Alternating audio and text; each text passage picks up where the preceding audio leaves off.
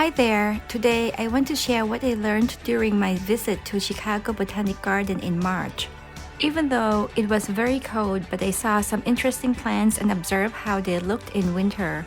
It was nice to see a botanical garden in a similar hardiness zone to mine, although their hardiness zone recently changed from 5B to 6A.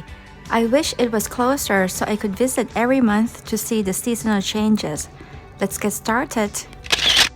Of course, after visiting the orchid show, the next place we went to, especially at this time of the year, was the Dwarf conifer garden. They have over 150 varieties in this garden. This garden is very mature and plants don't stop growing. So dwarf doesn't mean that they will stop growing, right? It just means the growth rate is slow, about 1 to 6 inches per year. So in 10 years, they will have about 1 to 6 feet, but they won't stop growing. It is an excellent time of the year to see the winter color like this Pinus sylvestris gold coin, which changes to yellow in winter. It is fascinating to see how they combine different conifer forms to create interesting structures in the garden. Look at this green candle. I love how it branches out and creates an interesting look, almost like a giant bonsai, right? As we strolled along, I saw this weeping decidual conifer called Larix deciduopuli. It creates an interesting weeping structure in the corner. It has a nice light green leaves during the growing season, which change to golden yellow in the fall before it loses its leaves. I wish there were more conifers that change color so I could get an idea of what to plant in my garden. We then strolled along the Japanese garden where the weeping willow gracefully swayed its golden thread in the gentle breeze. I can envision myself lying beneath the willow mesmerized for hours. I wish I have a big landscape to plant the weeping willow. I love this area of the Japanese garden where waves of rhododendron alternate with boxwood, creating a stunning purplish waves interspersed with a vibrant yellow-green. I was surprised to see how well the rhododendron thrive, given that they are known to love highly acidic soil while our Midwest soil is alkaline. I noticed that they were planted over the retaining wall. That was an excellent idea to ensure the soil acidity doesn't get lost. Maybe I will use the planter where I can control the acidity when planting rhododendron or blueberries. The rhododendron they have here is a compact form growing 3 feet tall and 6 feet wide. They produce rose to lilac lavender blooms in early spring, and the dark green semi-evergreen foliage turns purple, then red in fall. They recommend adding peat moss and powdered sulfur to improve acidity and water retention in upper Midwest before planting rhododendron, as we have an alkaline soil.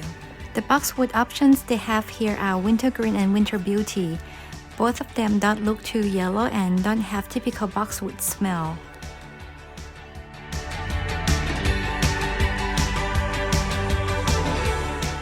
I love the naturalistic style with the stone and how different gardens use the stone path and gravels.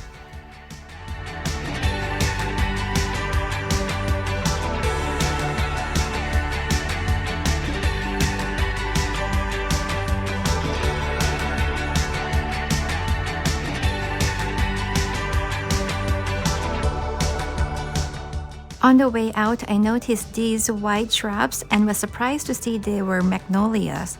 This one is royal star, which typically a tree but they prune into the shrub. I didn't know you can do that. This magnolia has pink buds that will produce abundant fragrant white flowers.